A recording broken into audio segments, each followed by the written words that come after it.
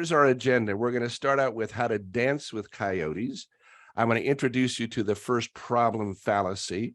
I'm going to overview the importance of solving the real problem in medicine. We're going to make some connections for new creative questions. We're going to warm up to clarify problems. I'm going to talk about how we apply clarifying problems in work situations. I'm also going to talk about how a piece of scrap metal saved the airline industry billions of dollars. We're going to end with a story about bees. And we're also going to be using the chat on this to make this as interactive as we can. The name of this is based on some of my recent work that I'm working on with my 7th book called Solve the Real Problem.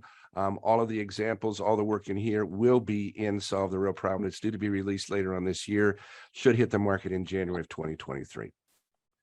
The work that you're experiencing today is inspired by the current work that I'm doing at the United States Strategic Command in Offutt Air Force Base in Nebraska, the Jacobs School of Medicine and Biomedical Sciences at the University at Buffalo, and the University of Buffalo Department of Neurosurgery. We're applying these techniques in those areas, and we'll talk with you a little bit more about how we're doing that later.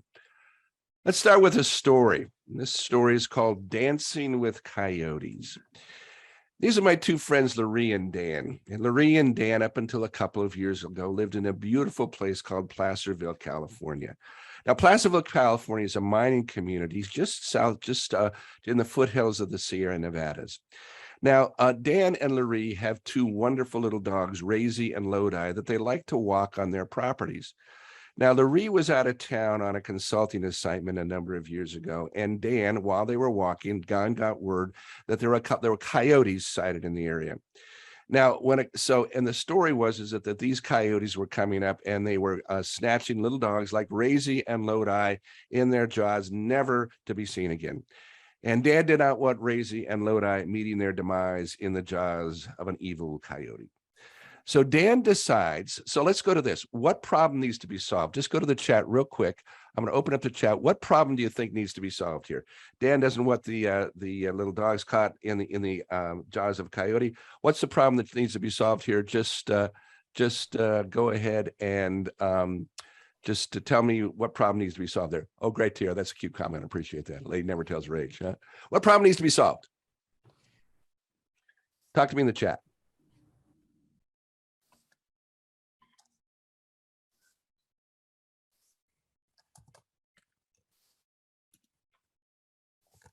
I hear some typing. We'll try that. If not, I'll just keep moving.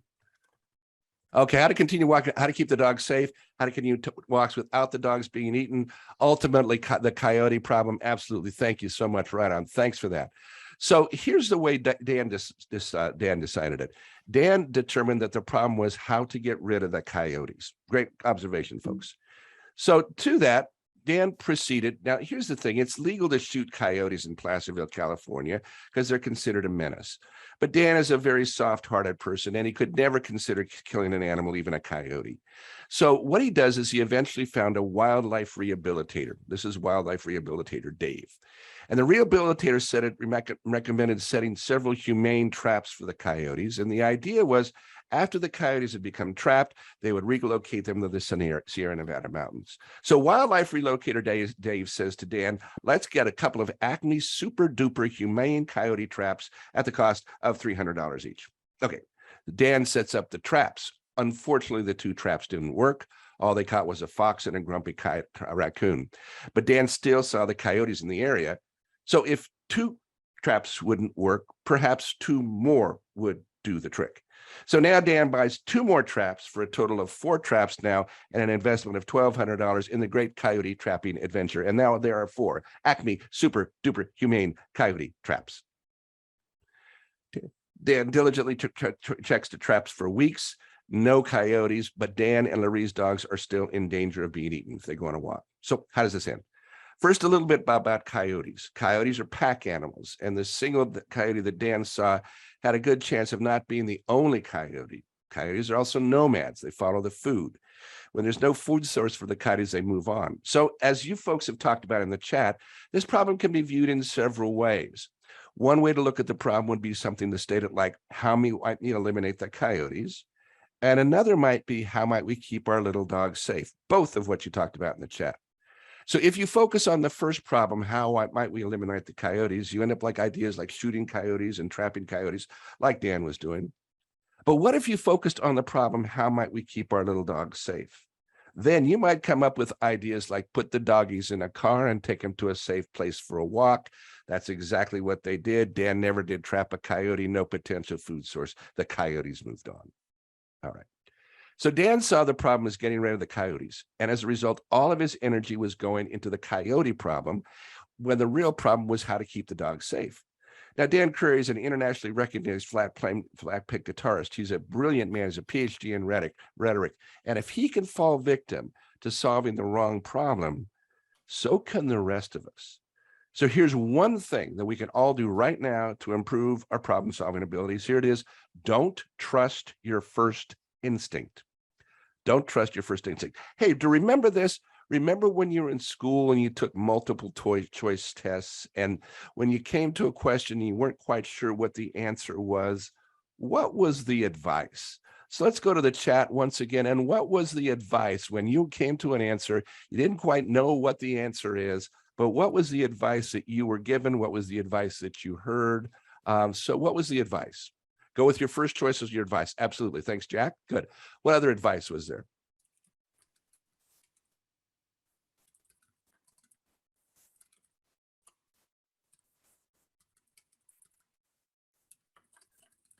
Here's some more tag. Okay. Pick C, right?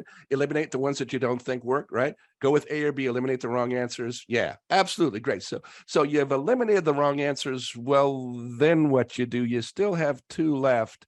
And so the advice that I got was go with your first impression, right? So what you thought of first, it's usually the right answer. And it's usually best to stick with your first choice. And as a matter of fact, in the 2000 edition of Barron's How to Prepare for the GRE, the Graduate Record Exam, the advice was similar. The advice was exercise great caution if you decide to change an answer. Experience indicates that many students who change answers change to the wrong answer. That's bad advice, and it is absolutely not true.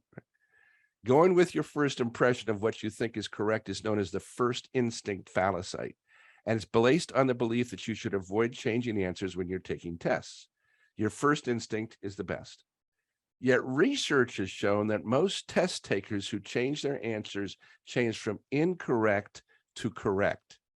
Changes from wrong to right outnumber changes from right to wrong by a margin of over 2 to 1. In other words, when you change your answers, you improve your score. Now, research on changing answers on tests that dates back as early as 1928. In 33 studies from 1928 to 1984, not one of those studies, not one, found that test takers were hurt by changing their answers. So why do we trust the first instincts anyway? The answer is it feels better. You see, the first instinct fallacy is so accepted because it feels worse to change a correct answer to an incorrect answer than to stick with an original incorrect answer. We remember changing the right answer to a wrong answer because it hurts us. So when you discover you've made this misstep, you start beating yourself and thinking like, if only I had, if only I had. This happens to me in the grocery store. You know, I'm in the line here, okay? And you see this line over here, and this line is moving. You say, okay, I'm going to go over to that line. You get into that line, and then this line moves ahead. It's like, if only I'd stayed in that line. Same thing is going on here with the first instinct fallacy. Now, a simple way to sum up the first instinct fallacy is what we first think is the answer is not the answer. Now, I'd like to introduce a new fallacy to you. This is called the first problem fallacy. Now, a simple way to sum up the first problem fallacy is what we first think is the problem is not the problem. Now, Dan defined the problem as how to get rid of the coyotes, when in fact, the real problem, as you folks talked about in the chat, was how to keep the little dog safe. So the one thing that I want you to get from today is what you think is the problem is often not the problem. Now, to illustrate that, I want to just show you a quick video from the Open Sesame video series called Innovation that we just released last year. And this is one of nine videos. This is about a 3-minute video, and it's called To Get Better Ideas, Solve the Real Problem. And Aiden, if you'd give me a thumbs up when we hear the audio, that'd be great. Creativity is not coming up with a great idea. The key to creativity is solving the right problem. Here's what Albert Einstein had to say about his approach to problem solving when he was asked, if some imminent disaster threatened the world and you had 1 hour in which you knew you could save it, how would you spend your time? Einstein replied, I would spend the first 55 minutes identifying the problem and the last 5 minutes solving it. For the formulation of a problem is often far more essential than its solution, which may be merely a matter of mathematical or experimental skill. Most people believe that creativity is coming up with a great idea. Not so. The key to creativity is solving the right problem. The fact is, it doesn't do any good to generate ideas for solving the wrong problem. We've been taught that the initial impression of the problem is the right one. We have a good reason for this. School already sets up the problem for us. 2 + 2 = 4. What is the capital of Poland? Warsaw. But to increase your likelihood of success, it's crucial to challenge your initial impression of what you think is the problem. Here's an example. In 1980, the conventional wisdom was that the cause of a heart attack was cholesterol buildup in an artery of the heart. The thinking was that the buildup would progress over time until it completely blocked blood flow through the artery and caused a heart attack.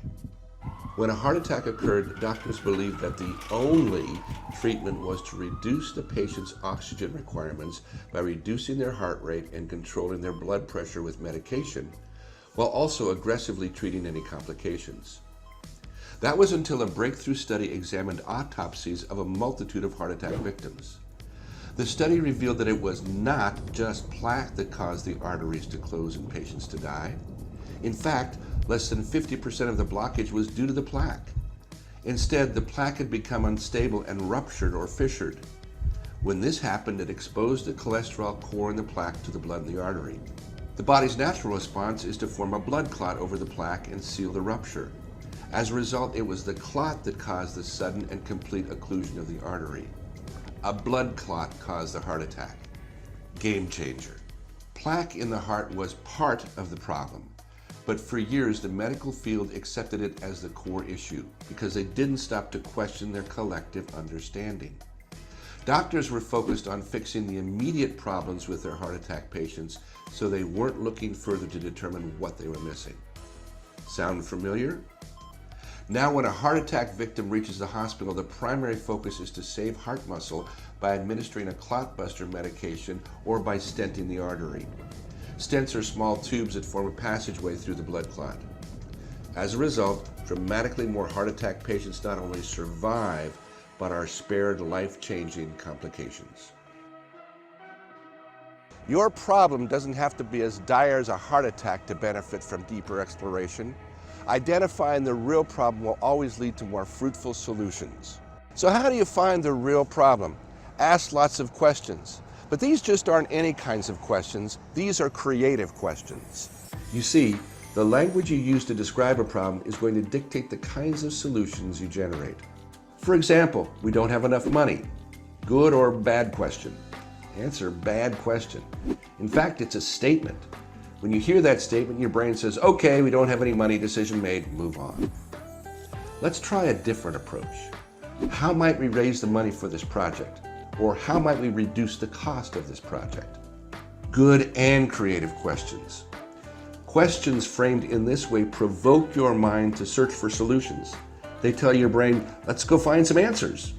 And because we're using the word might, these can be any answers. We haven't made any decisions yet. Look for options.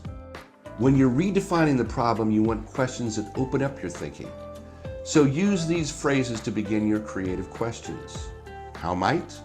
How to? What might be all the ways to? In what ways might I? When cardiologists, heart surgeons, and researchers were investigating heart attacks, they might have asked questions like, how might we reduce the number of deaths from heart attacks? What might be all of the factors contributing to a heart attack? How might we reduce the recovery time for heart attack victims? Give it a try. Next time you need to solve a tough problem, back up a step. Don't immediately accept your initial impression of the problem as the real problem. Just as you generate creative ideas for solving a problem using brainstorming, you can also brainstorm ways to redefine a problem. Use these guidelines to generate creative questions. Defer judgment, strive for quantity, seek wild and unusual questions, combine and build in other questions. When you're facing a tough situation, try this exercise. Write down at least 15 different ways to restate your problem. Then select the question that describes the main obstacle keeping you from your goal. Only then begin generating ideas to solve your problem. Coming up with over 15 creative questions should take only about 5 to 10 minutes. It's time well spent, guaranteed. The problem we see is the problem we solve. Invest the time identifying the true problem and generate ideas only after you've clearly identified the best problem. The time you spend identifying the real problem prevents you from generating ideas that are off target and action plans that have no traction. And remember, to get ahead of the herd, get creative.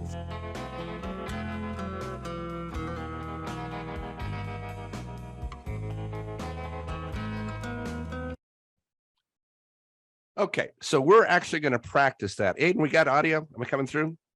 We got great. So we're actually going to practice coming up with some creative questions in a few minutes. And so, but what kind of problems are we talking about here? By the way, I like cows. I'm going to show you another video that the cows show up again. And there's a funny story behind that. So what kind of problems are we talking about? Are we talking about the real problem or are we talking about the right problem? Well, for today and the direction I'm going with this work is we're going after the best problem and the best problem at this time. So if you're coming from the world of quality management, we're probably talking about the root cause of the problem.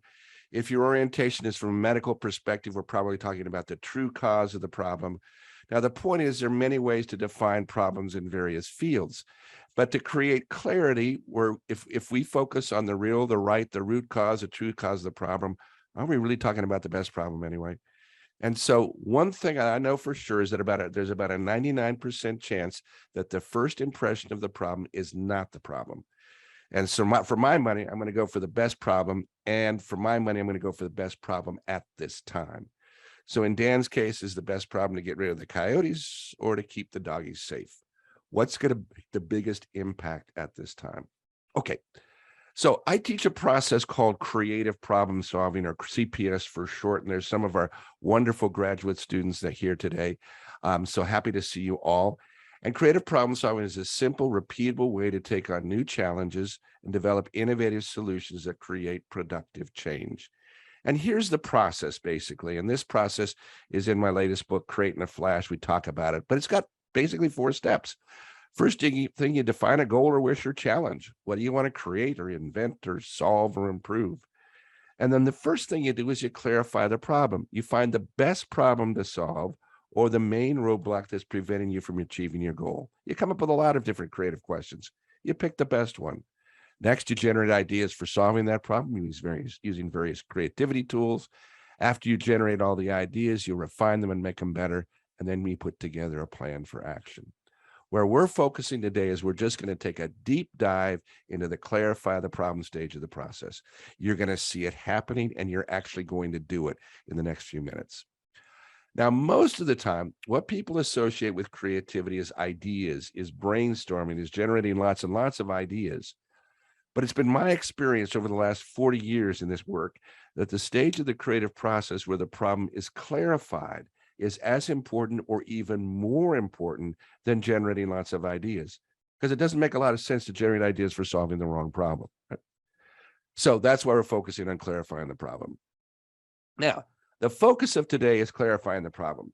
But to help you clarify the problem and to help you to get a little creative, I want to just show you a fun 4-minute video on making connections, which is the essence of creativity. And I also just want to let you know at the beginning of this video, we have a dramatic reenactment. So here we go. This is just a fun video on making connections. We're going to use this a little later. Here we go.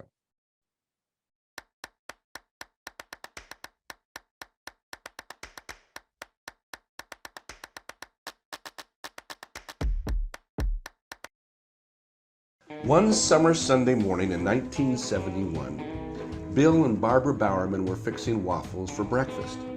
Bill, the head running coach at the University of Oregon, was bemoaning the fact that his runners didn't have track shoes that could grip the new artificial turf. Having coached 33 Olympians, he was always on the lookout for better athletic gear. In the 1960s, he had co-launched a company to import lightweight running shoes from Japan. He even had a lab in his house where he could experiment. Now he was looking for a lighter, faster shoe, one without spikes that could still grip the new running track. At that moment, Barbara pulled a waffle off the hot waffle iron. Staring at the waffle, Bill suddenly made a connection. The grid pattern on the waffle might just create the perfect grip for the sole of a running shoe. He grabbed the waffle iron and ran to his lab. By the end of the day, he had prototyped the shoe that would earn him his first patent and launch his company to international fame, the Nike Waffle Trainer. How did this happen? Bill was searching for wild and unusual ideas. His mind was wide open. And when his breakfast landed on the plate, Bill looked beyond his stomach and saw sneakers. Most breakthroughs come by connecting things that are not usually considered connected. When his waffle breakthrough came to him, Bill Bowerman had been working on the problem for months. What if we could speed up the creative process? Or better yet, what if we could make this connection process deliberate? Scary thought.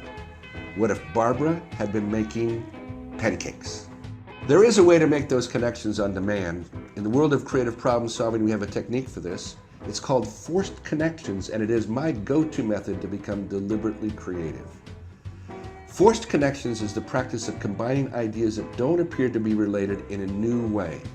It helps get ideas flowing when you're stuck. Here's how it works. Consider the problem you're trying to solve. Pick an object or a situation that's completely unrelated. Find or force a connection between the problem you're working on and the seemingly unrelated object. The result of this connection is a new idea. Here's an example. Let's say you work for the Acme Bathtub Company, and your boss has asked you to lead a group session to generate some ideas on how to make Acme bathtubs better. Your creative question is, what might be all the ways we can improve our bathtubs? The group starts generating ideas to improve Acme bathtubs, and after a few minutes they slow down. They've generated the usual ideas for improving a bathtub, but now they're stuck, and their ideas have dried up. It's time to introduce forced connections. Pictures work great to stimulate new thinking. So you whip out a photograph. The first picture you show is a bunch of bananas. You ask them, what ideas do you get to improve a bathtub from bananas? The group generates ideas like make it non-slip, make it yellow, put a soft bottom in the tub, shape the tub to fit your body, and have a bunch of my friends over. You show another picture, a photo of a beautiful beach. The group generates ideas such as put salt water in the tub, serve cocktails in the tub, a tub for two, have soothing ocean sounds, and an outdoor tub. One more picture to complete the exercise, an airplane cockpit. The picture generates ideas like put a temperature controls in for the tub, put lots of windows around the tub, put seats in the tub, and make the tub fly. You don't need pictures to have this technique work for you. All you need is to look around. For example, if I was sitting at my desk working on a challenge and got stuck, I would ask myself, what ideas do I get from my telephone, or books on my bookcase, or the fan on the desk, or the trees in my backyard, or even the model rocket that I built when I was 12 years old? Using forced connections, the ideas you get may not be the breakthrough ideas you're looking for, but the technique gets the idea-generating process moving again so you can dig deeper to get those breakthroughs. Oh, and bathtubs really can fly. Here's an example of a forced connection in medicine. A number of years ago, I spoke with Dr. Wilson Greatbatch, the inventor of the pacemaker. He explained to me that the inspiration for the pacemaker came from a flashing traffic hazard signal. And something that I've learned, the importance of connections. And before, I would not think about connecting, say, this idea to another idea. But you've got me thinking about that. Even though they seem totally unrelated, you made me think maybe there is a relationship, maybe there is a connection between these ideas. Part of the creative thinking is connecting different ideas and connecting them and maybe in a completely different way than we have traditionally. Give it a try. Next time you get stuck generating ideas, look around. Try making some new connections and see what new breakthroughs you create. And remember, to get ahead of the herd, get creative. All right. So get ahead of the herd, get creative. There's those cows again. So, all right. So here's the deal, folks. We're going to practice generating creative questions in a minute on a case problem I'm going to give you. And if you get stuck generating creative questions, there we go. Make some connections. Look around the room. We're going to practice this. We're going to try it out. Because the creativity just doesn't only come in the ideas, but it also comes in the creative questions that you're coming up with. That's why we call them creative questions. So we're working on clarifying the problem, and we're right here in this process, the beginning, we're going to find the best problem to solve. And the purpose of clarifying the problem is just very simply to pinpoint the right problem to solve. We use language to clarify problems, and the language we use to describe a problem is going to determine how we go about solving it. We talked about this already in the first video. So there's a difference between we don't have enough money as opposed, or it's too expensive, as opposed to how to raise the money or how might we reduce the cost. Those first two statements block your thinking. Those two questions open your mind to the possibility of solving the problem, and they provoke you to think about ideas that could solve the problem. So in this situation, I'm going to give you, we're not going to try and solve the problem yet. We're generating many different ways of looking at the problem from a variety of different angles using creative questions.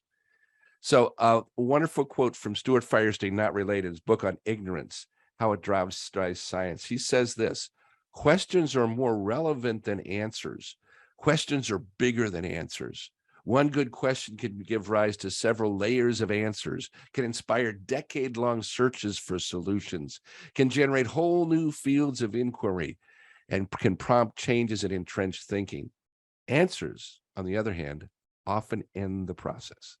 Wonderful book. Pick it up. Ignorance, How It Drives Science by Stuart Firestien, my second or third cousin, spelled differently. All right, so here's how we format creative questions. There's 4 parts to them. There's a statement starter, how, like this one, it's how might. There's an owner, there's a verb, and an object. So a good creative question might be something like, how might I obtain funding for my idea? Now get ready to write these down. If you would, just if you could, grab a pen or a pencil if you've got something handy there. I'd like you to write down these statement starters. First one is how to, and we abbreviated H2. Next one is how might, and we abbreviated HM. Another one is what ways might, we abbreviated IWWM. And what might be all the wombat. So how to, H2, how might, HM. In what ways might, IWWM, and what might be all the wombat.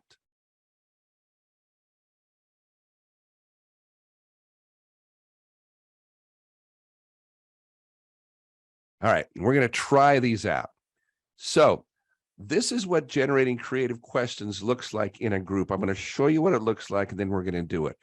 Our client here, Tamara, is working on ways to market her speaking and event company. And her overall goal is, it would be great if I could create a marketing team. She shared the data on this about the company and about her involvement in it. And now what you're going to see is the group generating creative questions to crack this open, so then we can actually focus on the question that you really need some ideas for. So here it is, and this is about a 2-minute clip. And this is what it looks like when we're generating creative questions. And once again, I want to just remind you of the guidelines for generating creative questions or problem statements. Defer judgment, strive for quantity, seek wild and unusual questions, and combine and build another question. So you've got some already stored up here. What I think we'll do is we'll just take like 2 or 3 at a time. We'll go around, and then once we get them out, we'll add on to that as well. So Diane, you got something for me here? Yeah. How might you make more time by letting go of some of your other jobs? Great, good. Mike, what you got? How might I delegate marketing needs? Great. Teresa, give us a couple. How might you live stream when you speak? Mm-hmm. How might you research for successful marketing plans? And how might you track the number of times your website is visited? Good. And once again, Tamara, as the client, make sure that you're generating challenge statements, creative questions as well. So, okay, Ashley, what you got? How might I find other ways to market? Beautiful. How to find and describe the positions needed in the company? And how might I finance my marketing team? Great, thank you very much. Tamara, how are we doing? Is this working for you? It is. Are we on track? We are. Great, excellent, good, okay.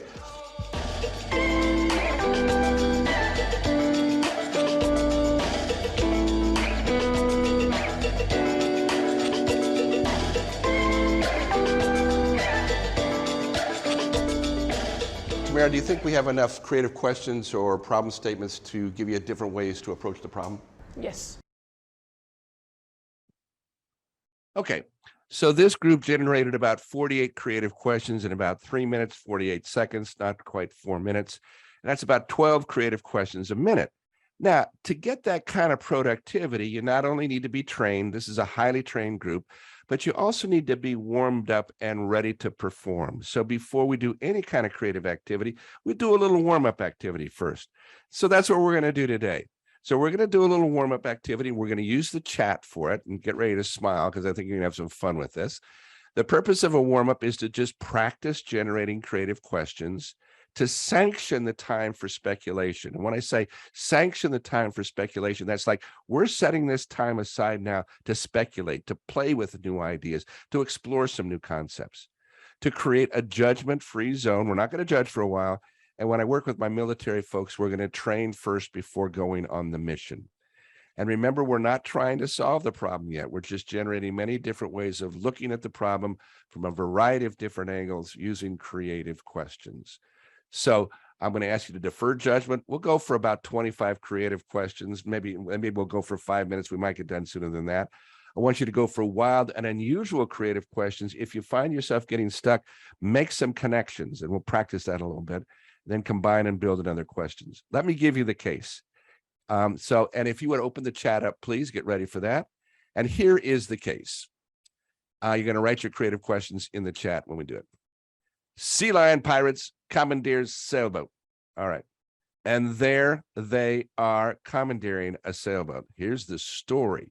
Last December, former professional soccer player Joshua Phillips went on a boat ride near the Elet Inlet near Olympia, Washington. In the distance, he spotted a struggling dinghy. Phillips steered his boat towards the tipping vessel to see what was going on. Moving closer to the tiny sailboat, he discovered to his horror that 2 gigantic sea lions had decided to commandeer the vessel. As Phillips was recording the uncanny sight, he noticed a third sea lion trying to join the 2 stellar sea lions already on board.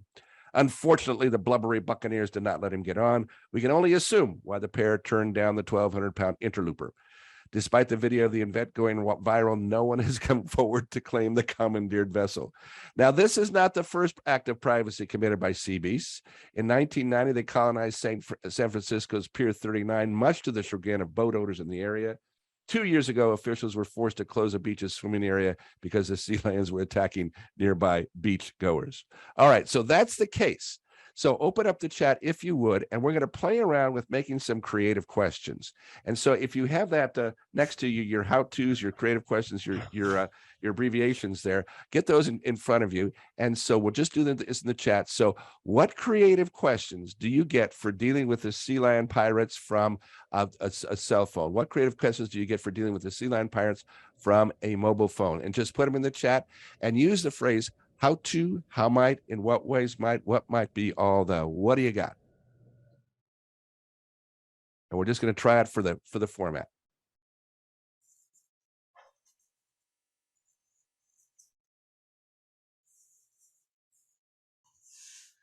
What creative questions come to mind from a cell phone? I'll get one in there to get you going.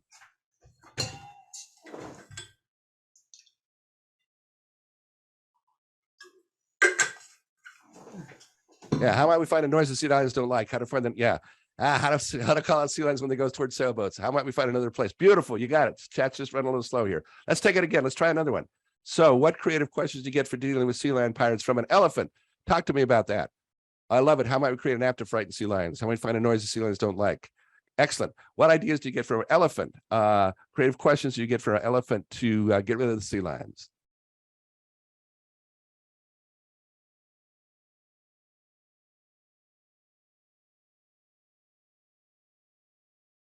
How might we find a bigger animal to frighten them? Beautiful. Good.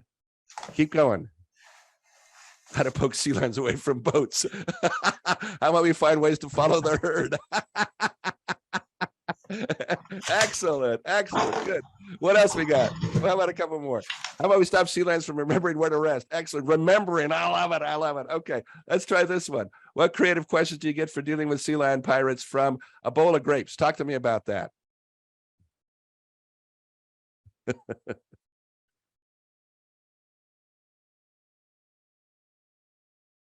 And it's coming up in the chat. Bowl of grapes.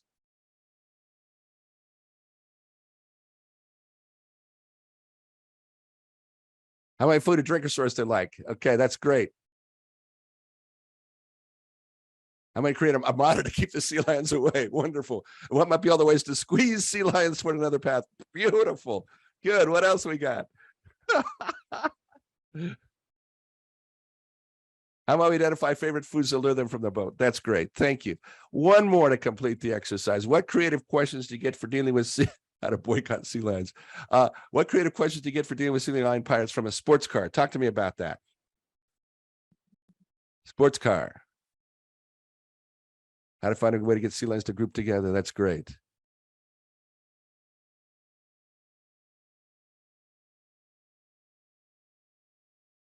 And they're coming in. Okay, how about we get them comfortable somewhere else? How to find ways to sea lions get move quickly? How about I give sea lions a ticket to monitor them? Beautiful. Thanks, Jack. Thanks, you. Great. Excellent. What might be other ways we can spend our money not on boats? I love it. Good. What else? LOL. Right. Absolutely. Good. How about we get them moving better? Great. Excellent. Okay. You guys got you've got the hang of it. So what we're going to do now and we're actually, I'd planned on doing this, but we were going to spend some more time generating some creative questions for dealing with the sea lions, but you've done that. Okay. You've used the connection making technique to help you to come up with some more creative questions. We could have just spent some more time generating more creative questions, but you've got it down. You've got it. Main thing is dealing with those, setting them up like creative questions. Now, the purpose of this exercise is just to energize your thinking a little bit, to help you to be more speculative, to stretch your imagination. And so when we're out working in organizations, we do a warm-up exercise like this first, something fun, something goofy, to get you familiar with the technique, to get you to practice the tool, and then we work onto the challenge at hand. And so and then what we do is once we've done that, we work on the issue that needs to be solved. And just a few issues that we've worked on. We summarize the data about the issue, just like we summarized the sea lion case. And here's some examples of issues that we've worked on. Our example from our friend Tamara there, she's working on ways to market her speaking in an event company. So what might be all the creative questions that she'd like to get answers that would help her create a marketing team? We just did some work with the medical school recently. You're a student that's interested in the health sciences as a possible career. What might be all the creative questions that you would like to get answers to before you make a decision about your future? You're interested in starting a consulting firm that focuses on developing strategic plans for medical schools. What might be all the creative questions you'd like to get answers to that would help you start your business? So, or you're interested in a career in the creative fields like you folks. What might be all the creative questions that you can imagine that would help you make a decisions about your future? Okay, so that's the whole idea about creating creative questions. I'm going to give you a couple of stories and then we'll end right at 4:45. So as I was writing, and then we'll open it up for questions. As I was writing Solve the Real Problem and talking about this topic, this occurred to me. It occurred to me that generating many different definitions of a problem using creative questions is an incredibly simple concept, but people find it revolutionary. And I was wondering why. Well, because it hasn't occurred to them to generate many different definitions of the problem. Now, most people are familiar with brainstorming, generating many ideas, but generating many different problem definitions to clarify the problem to solve is something that most people have never experienced. And that's almost the singular focus of Solve the Real Problem, because it's been my experience in the last 45 years in this business. If it's not simple, people won't do it. So in Solve the Real Problem, the new book that's coming out, we give examples of this, and we just very simply show you how to generate lots of creative questions. Okay, so is taking the time to clarify the problem really worth it? I've got to get stuff done. That's what I get oftentimes. Or I've got to get, not stuff, but another word, all right? So here's some research from the Creativity Laboratory. In a study on problem construction, researchers instructed half of the participants to restate the problem in a variety of ways. The other half of the participants were instructed to read the problem and immediately solve it. Those folks that restated the problem in a variety of different ways produced more original and higher quality solutions than those participants who went right to work and did not spend time redefining the problem. And somebody's got their mic open. If we could, Aaron, hey, I think your mic is open there, Aaron. Can we? Thank you, Aaron. Okay. Okay, so the people that stated the problem in a variety of ways and went right to work on it. So here's what they found. The researchers didn't place a time limit on the amount of time the group was allowed to generate problem restatements. In fact, the researchers instructed participants to take your time. There are no time limits. When observed, however, the subjects took about 5 to 6 minutes to generating a list of problem statements from which they selected a problem and generated ideas to solve. So here's the kicker. Even with no formal or structured training on how to formulate the problems, just the instructions by the researcher to take your time and generate a variety of ways to restate the problem, the subjects created better solutions when they took about 5 to 6 minutes to generate alternate definitions of the problem. So what do you think would have happened if had some formal instruction on how to redefine the problems, just like you, or knew how to ask some creative questions, just like you learned? Okay, so what's my hard stop here, Aiden? Is it 4:50 is my hard stop?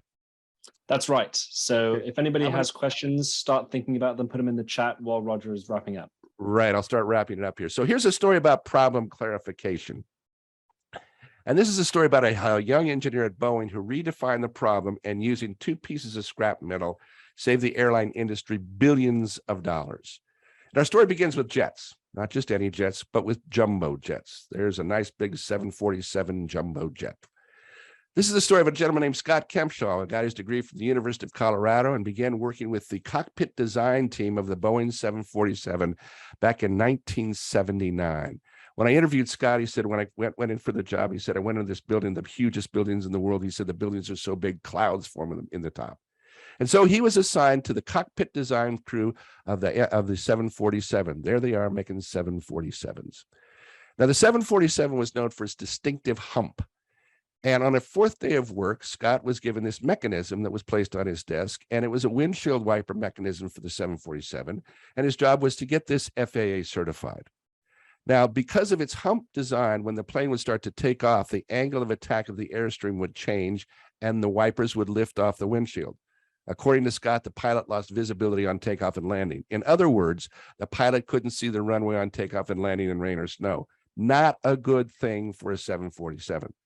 Now, this device took the air's angle of attack, it measured it, it calculated the airspeed, it used a motor to tighten a spring that would hold the wiper to the windshield. Okay, get it FAA certified. The mechanism was complicated with lots of moving parts. It could easily break down. Now, to replace the mechanism, the airplane had to be taken out of service for 10 days. They had to take the whole front of the airplane off to get to the mechanism. The total cost to replace it with the windshield wiper mechanism one time was approximately $100,000 to change the windshield wipers. Now, later that day, on his tour of the massive facility, Scott and his guide walked by a bin with little pieces of aluminum in it. They're about 6 inches long, and they've got a curve to them. And he said they've got 3 holes that are countersunk. So I asked the guy, what are these? And his guide said, he said, well, we had a design for a railing that was a little too long, so we have to clip these pieces off. He said, can I take a few of them? Scott said, sure. He said, they're just scrap. So Scott said he had an idea. If I attached these curved pieces of metal to the windshield wipers, the air would flow over them. They looked like little scoops to me. The curved shape would create a downward force like a sail on a boat, but instead of pushing a boat forward, the sail would push the wiper down on the windshield. And as the airplane accelerated, the air flowing across the metal pieces would increase and as a result, increase the pressure on the wipers. So he riveted a couple of these metal pieces onto the windshield wipers, put it into the wind tunnel. He said the first time it didn't work. The wipers would still come up as the airplane accelerated. But then he adjusted them a little bit and a little bit and a little bit more. And pretty soon, the wipers would not lift off the windshield no matter what we tried. We tried rain and we tried snow and we tried ice, and they would stay right down the windshield the whole time. On all the airplanes, all you're doing now is take a windshield wiper off and putting a windshield wiper on, just like in a car. And that was Scott Kempshaw's first design award. And there it is. So if you're flying a 747 or any large jet, you're going to find these, and they're right there. And there they are. So let's move it forward. Let's look at the longer term results of Scott asking some creative questions. Now, the total cost of each of these mechanisms was $10,000 for a total cost of $20,000 for aircraft. Cost was immediately eliminated. Weighed 20 pounds each, adding 40 pounds to the aircraft. The weight was immediately eliminated. The lifespan of the 747 is about 30 years because the mechanism is complicated with many moving parts. It would need to be replaced every 10 years. $100,000 to replace it once times 3 times. That's $300,000 per airplane. 1,567 Boeing 747s were delivered. That's 300,000 by 1,567 to replace the windshield wipers on a Boeing 747 in 1980. And for the entire fleet would be $4,971,000,000. And you still have to replace the wiper blades, okay? Now in 2020 dollars, that's $11,075,885,100,000. Okay. With Scott's invention, the aircraft does not have to be taken out of the service. The wiper blades can be changed while the 747 is on the tarmac. It takes about 2 hours for a total cost of about $2,000. Okay, so I'm going to end here, and here it is. So to identify the best problem to solve, here's what we're talking about the book. Here's what I've found over years in this work. Pause. Don't accept your initial impression of the problem as the real problem. Ask some creative questions. Generate about 10 of them. Choose the creative question that best defines your problem, and then generate ideas to solve your problem. That's it.